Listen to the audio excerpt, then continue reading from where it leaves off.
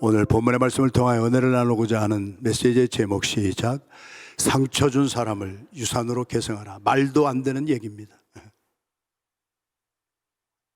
이렇게 성경은 창세기 1장 1절부터 요한계시록 끝장 끝절까지 말도 안 되는 얘기입니다.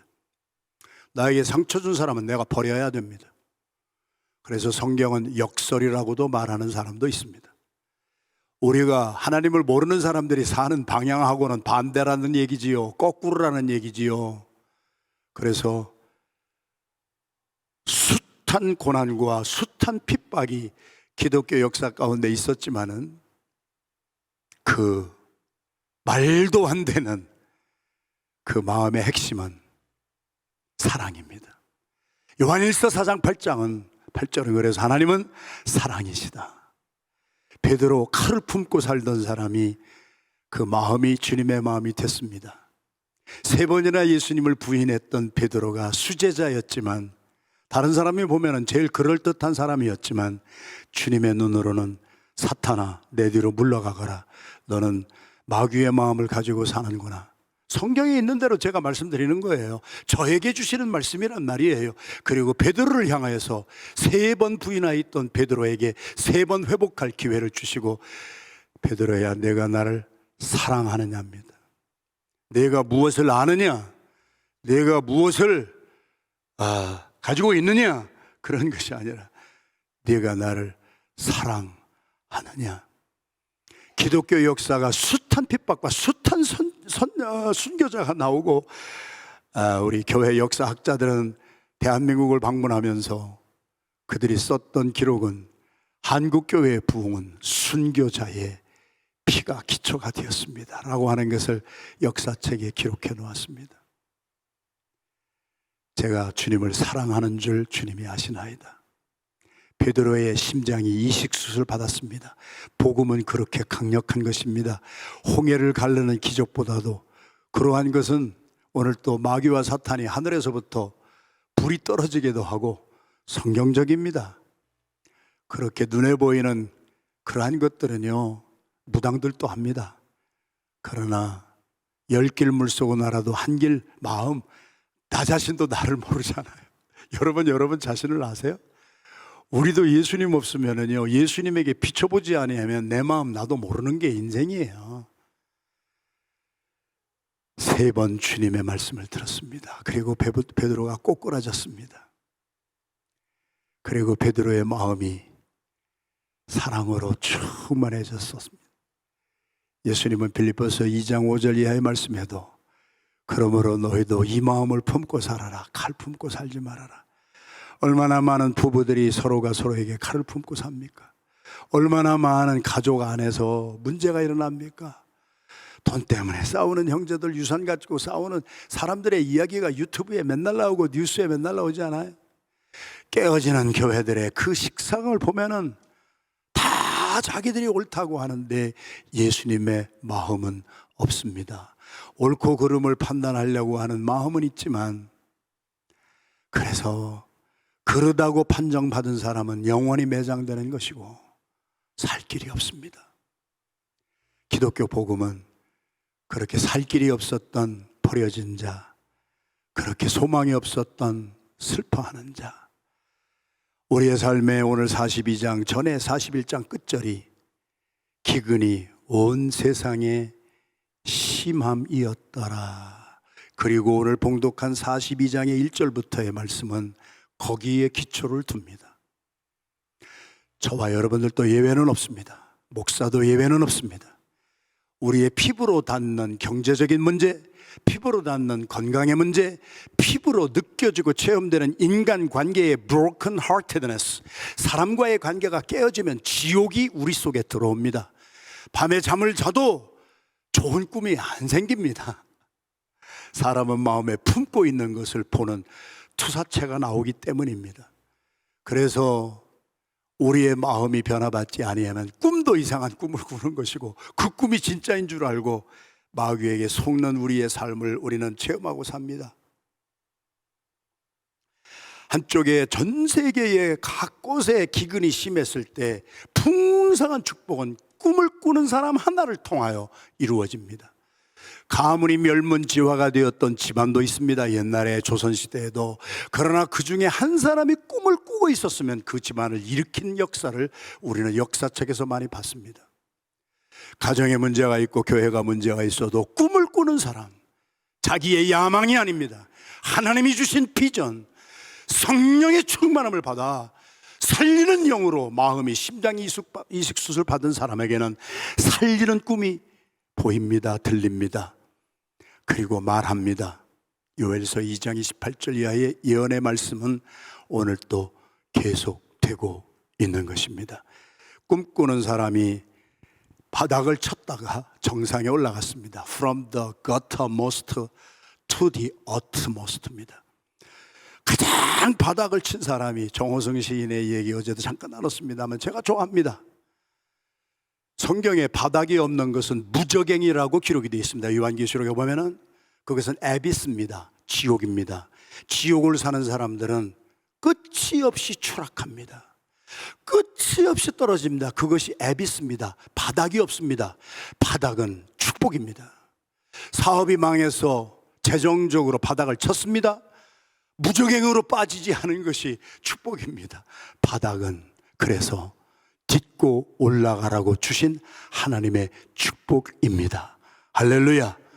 인생에도요, 하나님을 몰라도요, 사업에도 성공한 사람은요 7번 망한 체험이 있어요. 바닥을 친 체험이 있어요. 그런데 그 바닥을 딛고 일어난 사람은 성공했고, 바닥을 딛지 못한 사람은 무저갱으로, 에비스로, 지옥으로 그대로 계속 직진해서 떨어져 나갑니다. 다른 사람이 나를 멸망시키는 것이 아니라 내 자신이 사느냐 죽느냐 하는 것을 내가 스스로 결정하는데, 그것이 하나님이 주신 꿈이 있는 사람이냐, 내 야망으로 사는 사람이냐, 그 차이입니다. 그래서 모든 사람이 요셉에게 몰려옵니다. 요셉이 17세 때 꾸었던 꿈이 실현됩니다. 이것은 요셉이 잘해서가 아닙니다. 발람이라고 하는 거짓 선지자를 통하여서 하나님의 메시지가 선포된 것은 진짜입니다. 왜? 이사야, 엘리야 이런 사람들이 말한 예언은 다 아멘하고 받았지만은 이스라엘을 저주하라고 하는 마귀, 악한 영에 속아서 가던 사람이, 나귀가, 짐승이 어떤 때는 인간보다 낫습니다. 짐승은 본능이라는 것이 있기 때문에 이 길로 가면 죽는다는 것을 알잖아요. 나귀가 발람의 발을 막 벽에다가 성경에는 어기적 비볐다고 그랬습니다. 때리고. 그런데 눈을 열어보니 자기가 그 길로 갔더라면 하나님의 사자가 죽이려고 칼을 들고 서 있는 것을 보고 나서 그는 하나님의 음성을 듣습니다. 그리고 발람에 비해서 나온 말이 뭐였습니까? 하나님은 인생이 아니시니 말을 먹지 아니하시고 인자가 아니시니 후회함이 없으시도다. 한 번 언약하신 하나님에 비해서 나간 말씀은 하나님은 언제 어느 때 하나님의 방법으로 기필코 성취하여 주실 줄로 믿습니다. 요셉에게 꿈을 주신 분은 하나님입니다. 요셉을 향하여 전 세계가 와서 엎드릴 것을 꿈을 주신 하나님은 요셉을 통하여서 하나님이 그 꿈을 이루신 것이지 요셉이 이룬 것은 아닙니다. 그 차이입니다.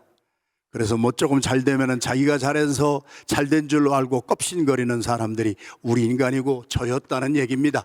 30년 동안 조금 잘한 일이 있으면 내가 잘했나? 껍신거리다가 기도하면은 네가 했냐? 이놈아 내가 했지. 내가 나의 교회를 나의 반석 위에 세우리니 어떤 악한 세력도 나의 교회는 깨트리지 못할 것임이니라. 믿어지면 아멘합니다. 사람이 세운 교회는 깨지는 거예요. 사람의 생각대로 교회를 세워가면은 영락없이 깨지는 거예요. 그러나 하나님의 말씀에 반석에 순종해서 가면은 주님은 끝까지 우리를 붙잡아 주실 줄로 믿습니다. 열 형제가 오는데요, 오늘 본문 이 봉독한 대로 이게 시간이 없어서 막 이 말씀이 막 지금도 막 주시는데 다 곡식이 떨어졌는데도 열 아들들이 서로 바라보고만 있습니다. 위기가 닥쳤는데 이거를 해결하려고 하는 사람이 없습니다. 내일 새벽의 메시지지만 우리의 삶에는 결단할 때가 있어야 됩니다. 위기 때에는 결단이 필요한 거예요. 뉴욕에 가면은 FDR 하이웨이가 있습니다. 프랭클린 D 루즈벨트 하이웨이가 있습니다. 그 하이웨이를 달리면서 저는 루즈벨트의 자서전을 읽은 것 중에 한 가지밖에 생각이 안 납니다. 미국의 4선 대통령이 고백한 것 중에 하나가, 내가 대통령이 돼 보니까, 지도자가 돼 보니까 지도자는 결단을 잘 내려야 되는데, 내가 대통령으로서 어떤 결단을 하나 못 내리면 나라가 망한다. 그래서 지도자는 정말 거기에 하나님이라는 말은 없었지만 하나님이 기뻐하시는 결단을 내릴 줄 아는 지도자가 돼야 된다. 할렐루야. 서로 보고만 있는 거예요. 야고보 보니까 열 형제들이 먹을 것이 다 떨어졌는데 아무런 결단도 못 내리고 그냥 굶고 앉아 있는 거예요. 너희가 어찌 그렇게 굶어서 죽으려고 바라보고만 있느냐. 야곱이 말하되, 내가 들었어. 나는 소문에 들었는데 저 애굽에 곡식이 많다고 하는 소문이 있는데 너희들 먹을 것이 없으면 10명이 빨리 달려가서 거기서 곡식을 가지고 와야 우리가 먹고 살 것이 아니냐. 왜 그렇게 우리말로 하면은 똥 싸고 뭉개고 주저앉아가지고 질이 뭉개고 지금 막 냄새가 나고 지금 막 우리 가족이 다 멸망될 형편인데도 서로 바라만 보고 있어. 제가 하는 말이 아니잖아요. 야곱이 왜 서로 바라보고만 있느냐. 뭐 결단을 좀 내려야 될 거 아니냐. 중요한 결단을 프랭클린 디 루즈벨트 대통령은, 리더가 가정의 아버지가 한 분이 사업을 이 사업을 할까 저 사업을 할까, 이렇게 해볼까 저렇게 해볼까, 거기에서 결단 하나를 잘 내리는데 그것은 인간적인 결단, 보기 좋은 데 찾아가고 인간 계산해서 한 결단은 여러분이 더 잘 아시지요. 대개 다 실패했어요. 기도하고 하나님의 성령의 이끌림을 받으면 그 결단 하나가 가정도 살리고 교회도 살린다. 믿어지면 아멘 합시다. 프랭클린 디 루즈벨트 대통령이 두 번째 나쁜 지도자는, 뻔히 알면서도 이건 하나님이 원하시는 뜻이 아닌데, 사랑으로 하는 것이 아닌데 뻔히 알면서도 잘못된 결단을 내리는 사람이 그래도 두 번째 좋은 결단이다. 왜? 하나님이 싫어하시는 결단을 내리고 살아보니까 1년 지나 2년 지나 3년 지나니까 망조가 막 들어오는 거예요. 그때 가서 깨닫는 거예요. 아이고, 내가 잘못했구나. 그때 내가 하나님이 하라고 하는 대로 할 걸 내가 내 생각으로 했구나. 몇 년 지나서 지독하게 겪고 난 후에 지금 열 형제와 이 집안이 그렇다는 거예요. 이제 오늘 한 말이 그거라는 거예요. 전부가. 지나고 보니까 우리가 잘못했구나. 우리가 그때 결단을 잘못 내렸구나. 그래도 프랭클린 디 루즈벨트 대통령은 그렇게 잘못된 결단을 내리고 1년 후에 아니면 10년 후에라도 그것을 깨닫고 다시 결단을 뒤집어서, 내가 내린 결단이 잘못되었습니다. 하나님의 뜻대로 하겠습니다 하고 그것을 바꿀 줄 아는 사람은 두 번째 좋은 리더다. 가정의 아빠가, 가정의 엄마가, 교회의 리더들이, 오늘 헌신하시는 장로님들에게 제가 돌직구로, 장로교회에서는 목사도 장로예요. 장로교회 법은요, 교회의 목사와 장로는 둘 다 장로라고 불러요. 그런데 말씀을 전하는 장로인 목사가 있고 교회를 잘 다스리시는 우리 당회원 장로님들 두 종류가 있는 거예요. 오늘 새벽에 헌신하시는 장로님들, 저를 포함해서 프랭클린 디 루즈벨트를 인용한다면 가장 비참한 리더는 보면서도 이러지도 못하고 저러지도 못하고 그냥 앉아서 뭉개는 사이에 하나님이 주신 시간 다 지나가고 제일 공동체를 망하게 하는 지도자는 좋은 결정도 못 내리고 나쁜 결정도 못 내리고, 이 사람이 비유 맞추고 저 사람 비유 맞추다가 아무 결정도 못 내리는 지도자 때문에 나라도 망할 수가 있다. FDR 참고해 보십시오. 자서전 한번 읽어 보십시오. 오늘 42장이 그 내용이란 말이에요. 10형제가 요셉을 시기질투했습니다. 하나님의 꿈을 꾸는 사람을, 하나님의 꿈을 받아본 적도 없고 자기 생각대로 살아가는 형제들은 팔아넘겼습니다. 소위 말해서 갑질했습니다.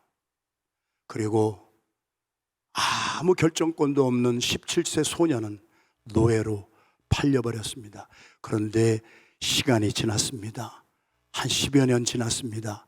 그랬더니 전세가 뒤집어졌습니다.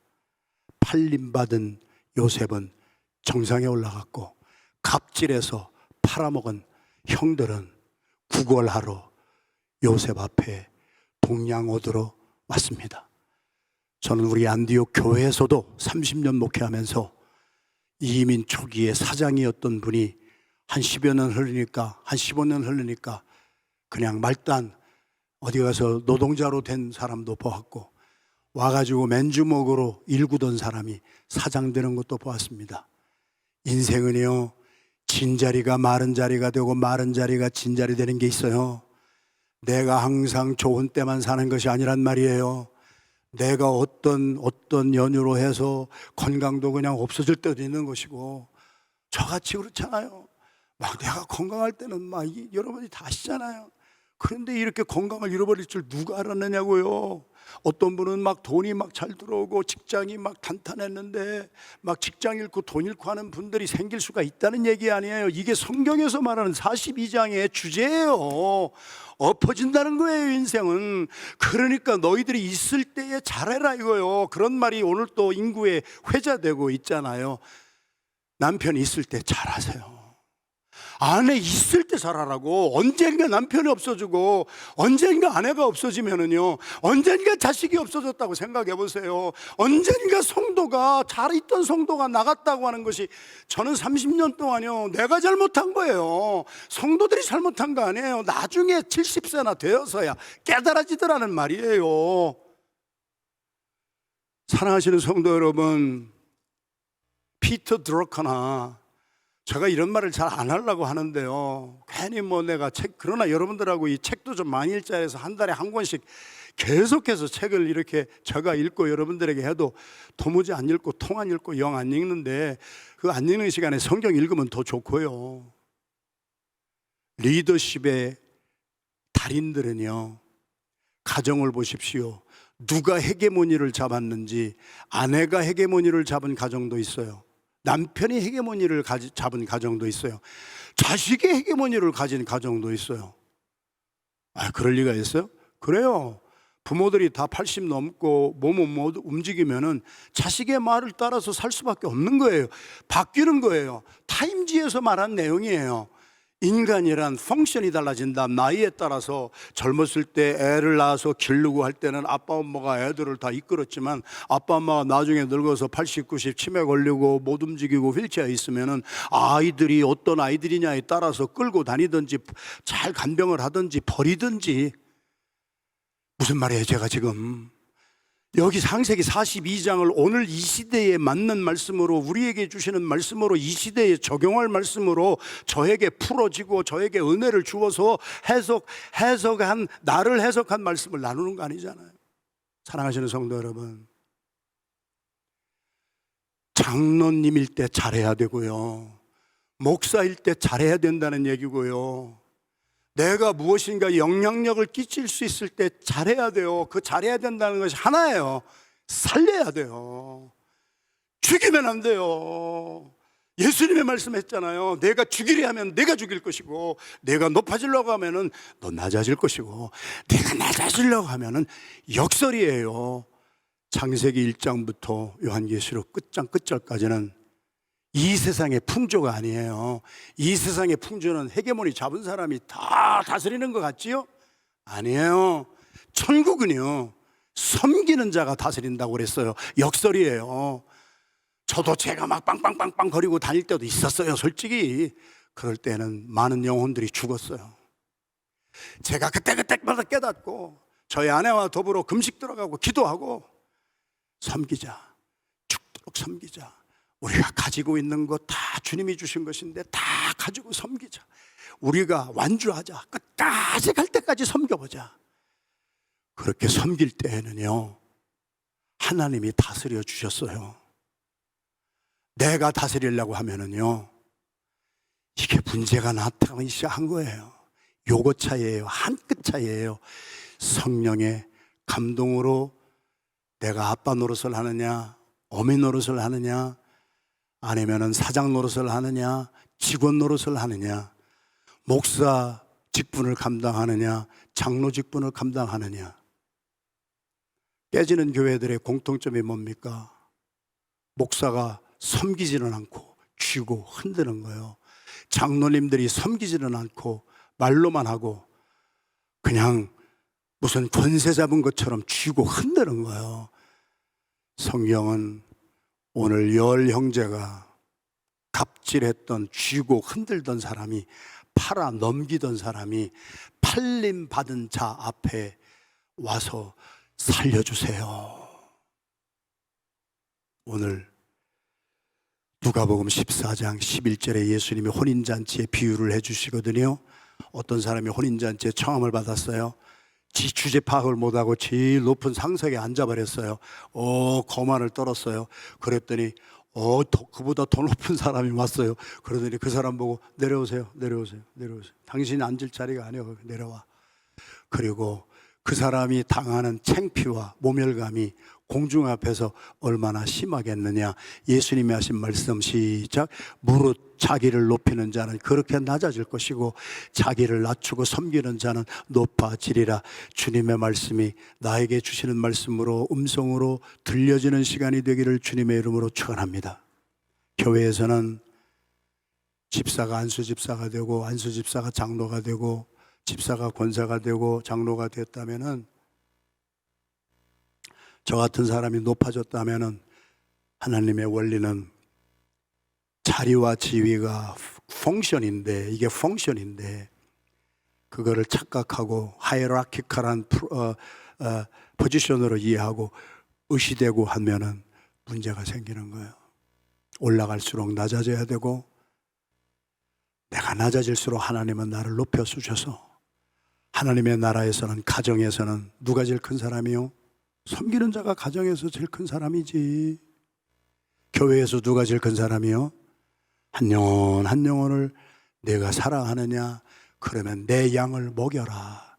주님을 진짜로 사랑하는 사람들은 양 한 마리 한 마리를 주님의 사랑으로 지극히 섬기는 사람이에요. 30년 목회하고 저에게 회환이 많아요. 내가 그렇게 섬겨주지 못했던 것이 많은 회개가 나요. 남은 기간만이라도 내 가진 것 모든 것, 내가 알고 있는 모든 것 다 해서 어떻게 해서든지 섬겨보려고 애쓰는 마음이에요. 팔린 요셉은 그들을 알아보았지만 판 형제는 몰라봅니다. 이게 성경의 말씀이에요. 눈이 그렇게 어두워지는 거예요. 갑질한 사람에게는요, 자기한테 당한 사람이 보이지를 않아요. 그런데 당한 사람은요, 다 보이는 거예요. 그 요셉은 그들을 알아보았으나 그들은 요셉을 알아보지 못하더라. 우리도 그래요. 남에게 상처를 줘봐요. 상처받은 사람은요, 그들을 알아봐요. 상처 준 사람은요, 절대 그 사람들이 자기의 눈 안에 들어오질 않아요. 성경 말씀이 나의 인생, 우리의 가정, 우리의 공동체를 그대로 보여주어요. 요셉이 형들이 온 것을 알고 3일 동안 금식 들어갑니다. 여기 금식이라는 말은 없어요. 3일 동안 감금을 합니다. 그리고 요셉이 3일의 기간을 갖습니다. 왜 그랬을까요? 마음이 전달이 되는 거예요. 나 팔아먹은 놈들이에요. 형이지만 내가 지금 저들을 죽일 수도 있어요. 그러면 눈은 눈으로 이는 이로 갚을 수가 있어요. 옵션 넘버 원이에요. 그런데 요셉의 입에서 나오는 말을 들어보십시오. 너희들은 정탐꾼이니까, 너희들이 어디서 왔는지 모르니까 집에 가거라. 너희 형제 중에 하나를 내가 잡아놓을 테니까 집에 가서 내 동생이 하나 있잖아, 베냐민. 자기를 팔아먹은 사람에 대해서는 마음이 식었지만 상처를 받았기 때문에, 상처받은 사람은요, 그거 오래가요. 어릴 때 상처받은 사람, 어릴 때 부모로부터 지극한 사랑을, 섬김을 받아본 경험이 없는 사람은 남에게 사랑 못 줘요. 사랑이라고 하는 것은요, 특징이 뭐냐면요, 받은 만큼밖에는 못 줘요. 왜 저 사람은 저럴까? 여러분 어릴 때부터 쭉 한번 보세요. 그러면은요, 그냥 힘들고 어려운 가운데 막 내동댕이 쳐지고 막 그런 사람들은 사랑을 받아본 체험이 없기 때문에, 체험이 없는 사람은 주지 못해요. 여러분 그렇잖아요. 인생이란 내가 가지고 있는 만큼 줄 수가 있는 거예요. 여러분, 베냐민을 향한 사랑의 마음, 내 동생 나 팔리고 나서 보지도 못했어. 내 동생 얼굴 한번 보고 싶은 그 핏줄이 땡기는 그 힘이 요셉에게 있었단 말이에요. 열 형을 보면은 잡아 죽이고 싶지만, 왜? 나를 파는 사람이기 때문에. 우리의 삶에 적용을 하자는 얘기예요. 내 눈에 볼 때 나의 마음을 아프게 하는 사람이 보이지요. 그런데 내가 보지 못하는 사람, 내가 살려야 할 사람, 우리 교회는 많아요. 우리 세상에는 많아요. 직장 공동체에서도 많아요. 그래서 저와 여러분들은 늘 예수님의 사랑을 받지 못하고 내가 보지도 못한 담장을 넘은 외국에까지 나가서 복음을 전하는 선교적인 교회의 핵심이 뭐예요? 사랑이 담장을 넘는 거예요. 집안에만 머무는 게 아니에요. 선교가 프로젝트인 줄 아세요? 뭐 한번 다녀왔다고 선교하는 것이 아니잖아요. 사랑이 없으면 언어도 다르고 문화도 다른 사람들을 참아주지 못하고 안 되는 거잖아요. 그렇게 우리 눈에 보지도 못한 베냐민이, 우리 눈에 뵈지도 못한 슬픔의 아들을 우리는 행복의 아들로 바꿔주려고 베노니를 베냐민으로 만들려고 막 선교지를 다니는 게 핵심이 뭐냐고요? 프로젝트요? 이벤트요? 그렇게 가는 사람들도 많이 있겠죠. 그래서 선교지에 가서도 싸우잖아요. 선교지에 가서도 막 난리 피잖아요. 자기들끼리 싸우잖아요. 왜요? 담장을 넘는 우리 주 예수 그리스도의 사랑이 없기 때문이지요. 그래가지고 그렇게 딜을 제시를 했잖아요. 그래서 시므온을 하나 잡아다가 끌어다 놓고 감금을 해놓고 집으로 가요. 가서 너희들이 뿌리가 있는 집안이라면은 다 하고, 너희들의 얘기를 들어봤더니 아들이 12이었는데 10명은 우리고 한 사람은 없어졌다고 그래. 그게 요셉이잖아요. 자기들이 팔았다고 얘기를 안 해. 회개라고 하는 것이 점층적이더라고요. 처음부터 회개가 그렇게 잘 안 나오는 거예요. 팔아먹었다고 얘기를 하는 것이 회개인데 그 회개를 안 하고 없어졌다고 말해요. 자기의 책임을 전가하는 거예요. 다른 사람한테 임퓨트하는 거예요. 전가하는 거예요. 아니 제 말이 아니잖아요. 여기 있는 대로 저는 성경에 있는 대로 말씀드리는 거예요. 제가 뭐 다른 거 말씀해요. 30년 동안. 그리고 너희들이 말한 대로 아버지 야곱하고 함께 있는 너의 막내 동생을 내게로 데려와 봐. 그러면 내가 너희들이 정탐꾼이 아닌 것을 알고 너희들 다 풀어줄게.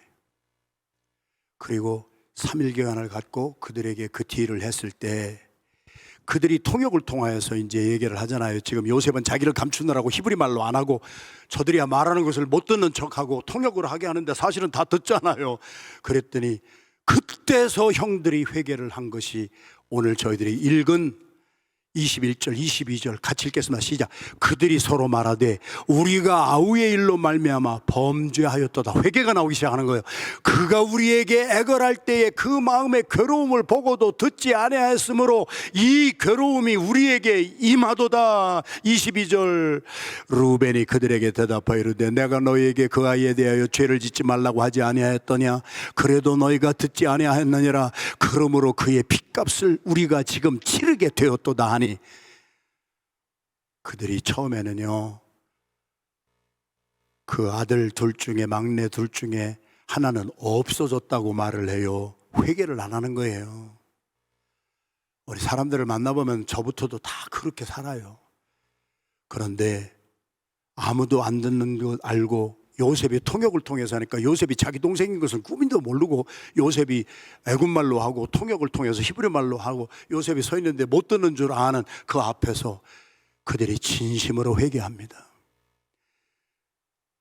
요셉이가 너무 괴로워서 형들 이러지 마, 나 살려줘, 나 좀 한번 봐줘. 그럴 때 그 괴로움을 우리가 하감하지 아니하고 팔아버린 것이 21절.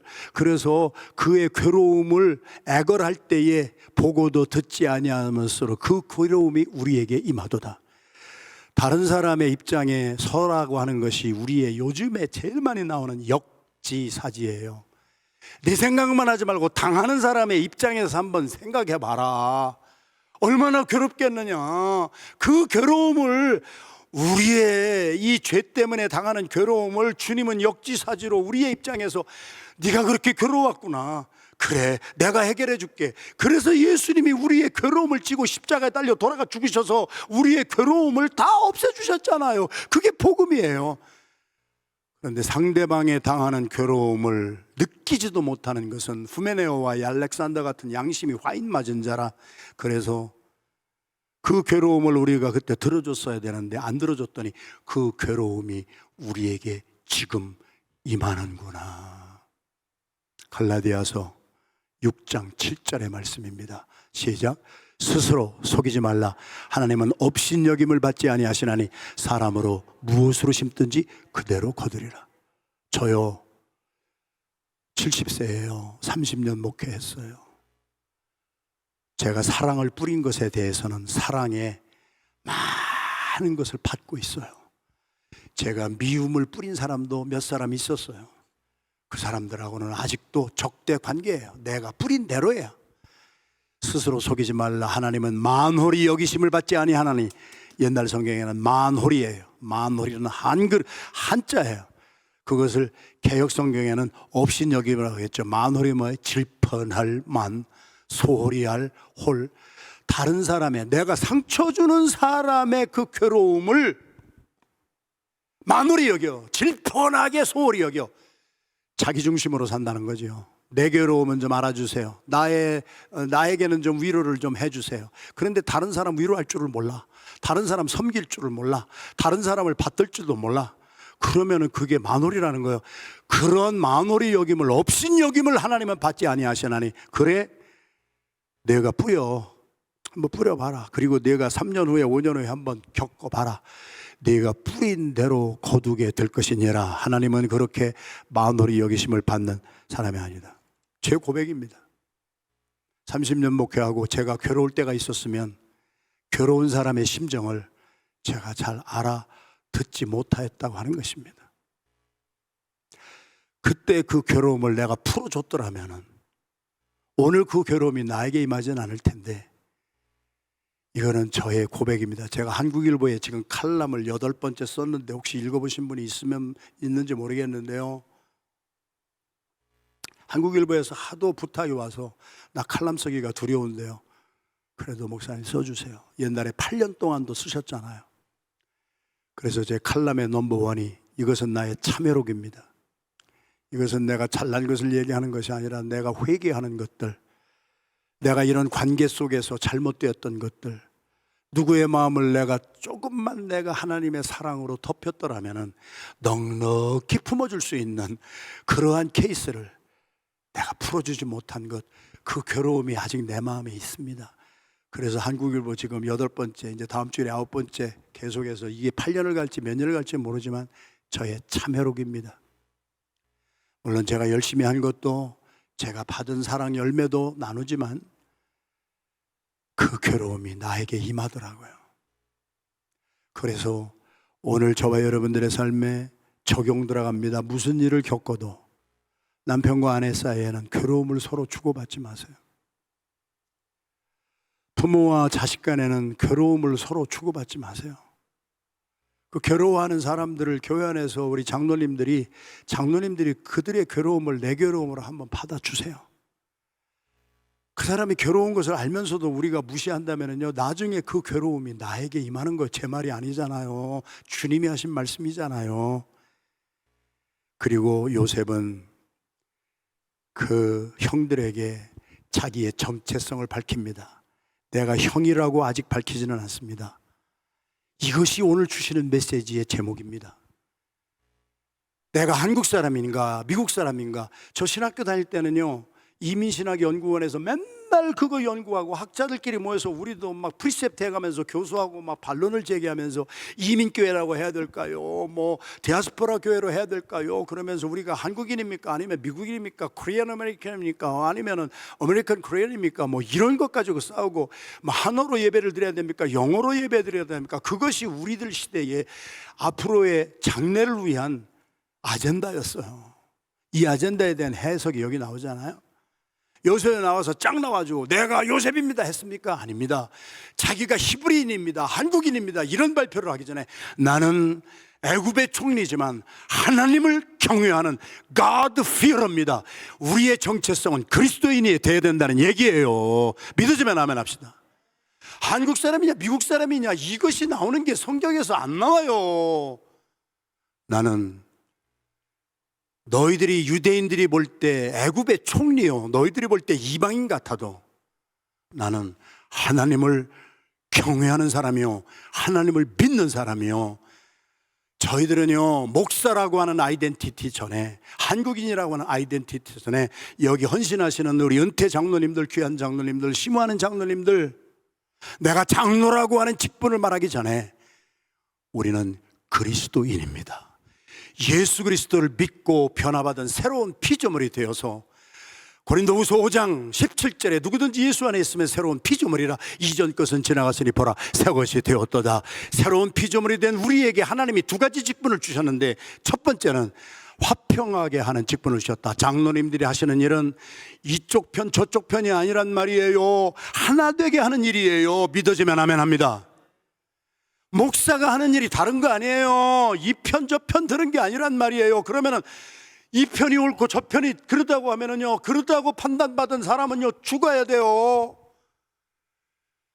우리에게 그리스도인의 새로운 타이틀이 주어졌으면 한국 사람이냐 미국 사람이냐도 아니고 1세냐 2세냐도 아니고 뭐 장로냐 목사도 아니고 우리에게 평생 주신 직분은 예수 그리스도의 직분, 화평하게 하는 직분을 주셨고, 그것을 감당하기 위해서 내 생각 가지고 하지 말고 복음을 가지고 하나 되게 하거라.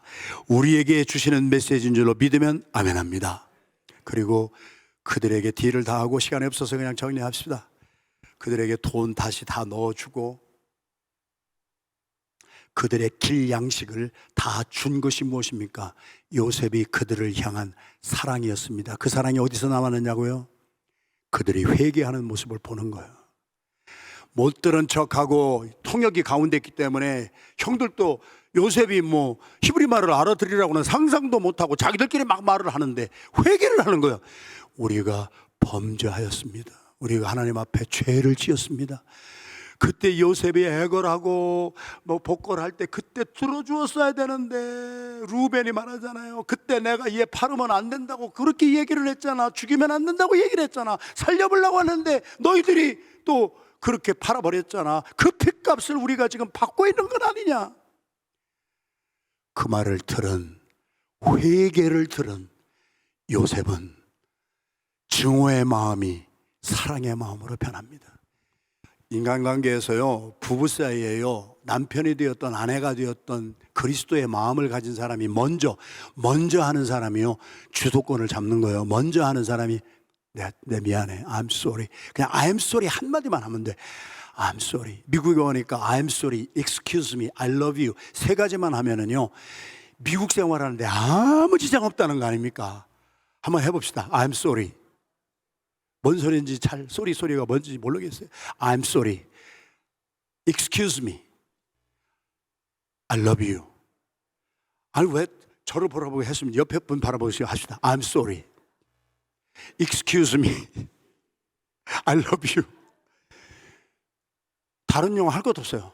요 세 마디만 알아도요 미국에서요 잘 먹고 잘 살 수가 있어. 여러분, 근데 우리는 I'm sorry를 안 해요. 죽어도 안 해요. 저질러 놓고도, 부부끼리도 지가 잘못하고 싸워놓고서도 저 사람이 I'm sorry 할 때까지 기다리는 거예요. 요셉이 나를 팔아먹은 형들을 지금 죽일 수 있는 권세가 있어요. 그래서 사흘 동안 기간을 갖는 거예요.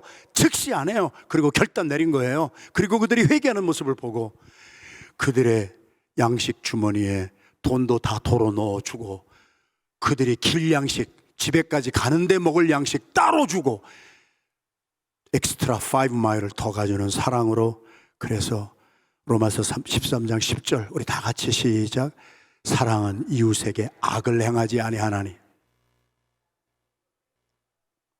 그리스도에는 그리스도의 사랑을 받은 사람이기에 그것을 계승 잘합니다. 사랑으로. 제가 그래서 그 간증을 여러 번 했잖아요. 실명은 내가 한국일보에도 실명은 나쁜 것은 기록을 안 하지요. 근데 그런 케이스는 하는 거예요. 교회 안에서도 장로님들 사이에서도 막 무슨 일이 있을 수가 있어요. 뭐 토론할 수도 있지. 그런데 거기에서 죽이자고 덤벼드는 것은, 그건 칼로 덤벼드는 것은 하나님이 용납을 안 하시더라고. 잠잠한 어린 양같이 가만히 앉아서 그거를 다 받는 사람은 하나님이 살려주시더라고. 여러분, 칼을 품고 살면 안 돼요. 그것은 마귀가 하는 짓이에요. 부부간에도, 가정에서도, 직장이나 어디에서도. 우리는 그리스도인이에요. 자녀를 향하여서도, 남편과 아내를 향하여서도 예수의 마음이에요. 그것은 사랑이에요. 겸손한 마음이에요. 내가 손해보는 거예요. 내가 무시당하는 거예요. 예수님 지독하게 무시당했고, 그것이 체험이 안 된 사람은 그런 것은 계승을 못 해주지요. 없으니까. 사랑은 허다한 죄를 덮느니라. 골로새서 3장 13절 시작. 누가 누구에게 불만이 있거든 서로 용납하여 피차 용서하되 주께서 너희를 용서하신 것 같이 너희도 그리하고. 하나님, 간음한 사람을 어떻게 용서합니까? 그런 사람 많이 있잖아요. 예수님은 뭐라고 하셨어요? 그래? 간음하지 아니한 사람이 있으면, 죄에 앉은 사람이 있으면 네가 돌로 쳐라. 예수님은 간음한 여인도 받아줬어요. 예수님은 간음하였던 다윗도 받아줬어요. 예수님은요, 살인한 사람도 받아줬어요. 사람은요, 사랑으로 받아줄 때 변하지 아니하는 사람은 아무도 없어요. 이것이 복음의 능력이에요. 그런데 속삭인다고 자식 호적에서 파버려? 나가. 그리고 평생 원수가 돼? 아니에요. 사랑은 능력이에요. 에베소서 4장 32절 시작. 서로 친절하게 하며 서로 불쌍히 여기며 서로 용서하기를 하나님이 그리스도 안에서 너희를 용서하신 것 같이. 내가 용서받았을 때 내가 자격이 있었냐고요. 제발 좀. 나 같은 죄인을 있는 모습 그대로 받았잖아요. 제가 말씀드렸다시피 저 목회 처음 시작할 때 그거 못했던 사람이에요. 세월이 흘러가면서 이제 변했지. 그래서 40대 때 그거 못하는 사람들 제가 정죄 안 해요. 당신 나이에 나도 그렇게 못했어. 그래서 내가 못한 것을 되풀이하지 말라고 지금 이렇게 얘기를 해주는 거 아닌가. 그렇게 여러분들하고도 나누고 살았잖아요. 대한민국 모든 교파를 초월한 교회에 지금까지 막강한 영향력을 미친 두 분이 있습니다. 한 분은 손씨요, 한 분은 주씨입니다. 여기 손씨 있으면 잘 들으시고 주씨 있으면 잘 들으세요. 우리가 여기서 연극도 했습니다. 주기철 목사입니다. 신사참배 반대했던 주기철 목사. 아마 주문상 장로님이 그때 주기철 목사 역을 하지 않았나 생각이 드는데, 그때 형사 역을 한 사람이 정준영 장로님이 아니셨나 생각이 드는데 신사참배 거부하고 순교하신 주기철 목사, 그분의 예수 사랑, 예수님을 위해서는 자기 목숨을 내놓는 거예요. 신사참배 안 한 거예요. 그분의 영성이 지금도 흐르고 있습니다.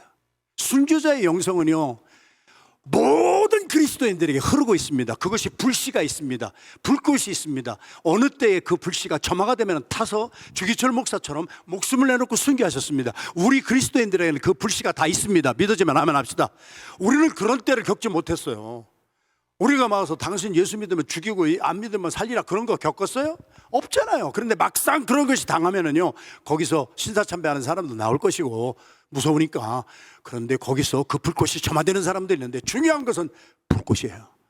저와 여러분의 마음에는 예수님의 마음에 불꽃이 있습니다. 여러분, 저는 그것 보고 목회하는 사람이에요. 사람은 12번도 더 변할 수 있다고 하는 것을 가지고 있기 때문에 속색이고 뭐하는 사람도 끝까지 기다려주면은, 불꽃이 점화만 되면은 그 사람은 살아나는 거예요. 믿어지면 아멘 합니다. 또 한 분은 손양원 목사입니다. 우리가 잘 아는 애양 나 환자, 한센병 환자들하고 목회하시다가 그도 똑같은 신사참배 문제가 있었고, 그때에는 여순 반란 사건이 있어가지고 공산주의자들이 예수 믿는 사람들을 막 잡아 죽일 때 거기에 안씨, 혹시 안씨 있으면 안재선이라고 하는 공산당 뿌락지 학생이 손양원 목사님의 두 아들 동인이 동신이를 총으로 쏴 죽여버렸습니다. 그 총으로 쏴 죽인 것이 다른 것이 아닙니다. 저 위에 있는 것이 동인이고 밑에 있는 것이 동신이. 동인이는 28살, 동신이는 중학교 2학년, 그때 18살인가, 형은 28살, 사범대학 졸업하고 이제 미국으로 유학 갈 길을 다 정해놓은 손양원 목사님의 두 아들입니다.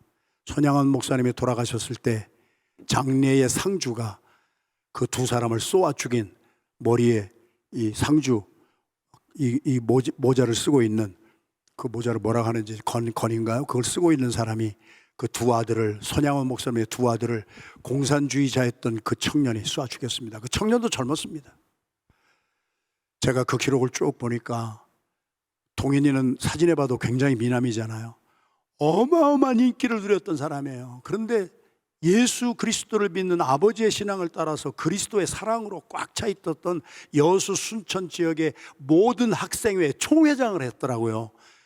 그러면서 아버지가 막 끌려가고 그럴 때 이 두 아들이 막 왔습니다. 와가지고 아버지 죽이는 그 모습을 그들이 보고, 그리고 아버지 형이 막 따라가니까 형이 또 막 그 공산주의자들이 쏘려고 하니까 동생이, 또 어린 동생이 가서 형은 우리 집안의 장남이니까 형은 살아야 돼요, 나를 죽이세요. 그랬더니 그 두 아들을 다 쏘아 죽인 사람이 안재선이라고 하는 같은 학생이었는데, 같은 청년이었는데, 하나는 공산주의자였고 하나는 예수를 믿는 사람들이었습니다. 손양원 목사님이 자기를 쏘아 죽인 자기 두 아들을 쏘아 죽인 그 안재선을 자기 아들로 입양을 했습니다. 말도 안 되는 얘기입니다. 어떻게 내 피쪽 같은, 이 금쪽 같은 두 아들을 쏘아 죽인 그 왼수 같은 인간을, 열 형제 나를 팔아먹은 그 왼수 같은 인간을, 쏘아 죽여도 시원찮은 인간을 요셉은 품었습니다. 그게 한국인은 못합니다. 미국인은 못합니다. 목사, 장로, 타이틀 가지고 못합니다. 예수 그리스도를 믿고 변화받은 내 마음이, 심장이 예수가 된 사람은 손양원 목사가 양자로 입양을 했습니다. 그 옆에 있는 큰딸 손동희 양이 쓴 기록을 보면은 아버지가 편지를 써서 주는 거예요. 지금 안재선이 잡혔어. 이제 나중에 정부에서 와서 다 토벌대를 다 정리하고 예수 믿는 사람 쏘아 죽인 안재선 청년을 잡아가지고 사형에 처하는데, 사형 당하기 10분 전에 동이라고 하는 딸이 아버지가 야 이거 갖다가 빨리 사형 집행하는 사람들에게 빨리 전해줘야 돼. 한 대 매도 때리지 말라고 그래. 제가 좀 적어왔어요. 동희 양은 취조 군인에게 달려가서 이렇게 아버지의 메시지를 전했습니다. 아버지가 두 오빠를 죽인 자를 잡았거든. 매 한 대도 때리지 말고 죽이지도 말라 하셨어요. 그를 구해 아들 삼겠다고요. 왜요? 성경 말씀에 원수를 사랑해라 했기 때문이래요. 그리고 그는 숨도 쉬지 않고 단숨에 말을 토해놓고는 책상에 엎드려 소리내어 울었습니다. 아버지한테 아버지 나 못 가. 왜 우리 오빠를 그렇게 죽인 그 원수를 왜 살려줘? 그걸 이해를 못했다고 하는 큰딸의 고백이 유튜브에 지금 다 나와 있잖아요.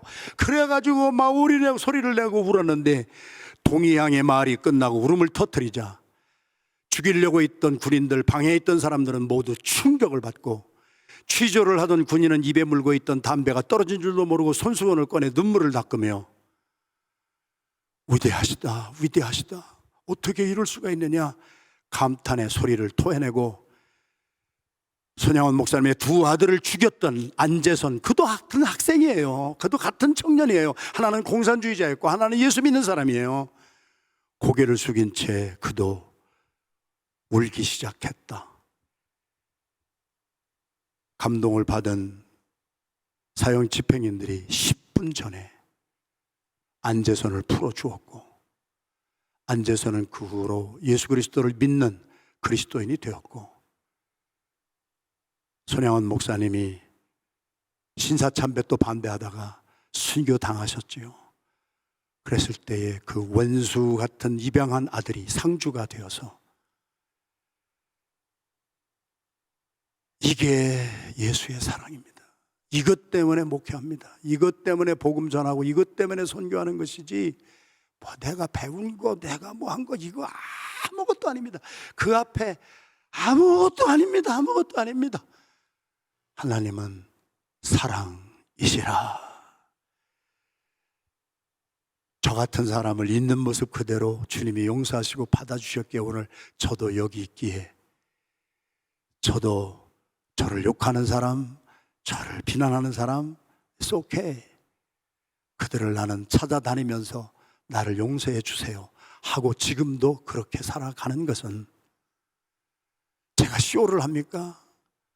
아닙니다. 요셉도 저들이 회개하는 모습을 보고 다 그리스도의 사랑으로 받아주었습니다. 우리의 마음이 변화받는 이 시간이 되기를 주님의 이름으로 축원합니다. 우리의 마음이 정말 예수님의 마음이 되면은요, 순교자가 따로 있는 것이 아니에요. 우리의 그 불씨가 다 있어요. 그 불씨를 내 생각이 다 막고 있는 거예요. 불씨를 꺼트리는 거예요. 그거 그러지 마시고 주님이 내 안에서 살아나실 수 있도록, 주님이 내 안에서 불씨에 불을 붙여서 요한의 불길처럼 사랑으로 충만할 수가 있어요. 그러면은요, 내 마음이 천국이 돼요. 내 마음이 사람의 소리에 왔다 갔다 하지 않아요. 내 갈 길 가는 거예요. 우리의 삶이 예수님의 사랑을 전파하는 삶이 되기를 주님의 이름으로 축원합니다.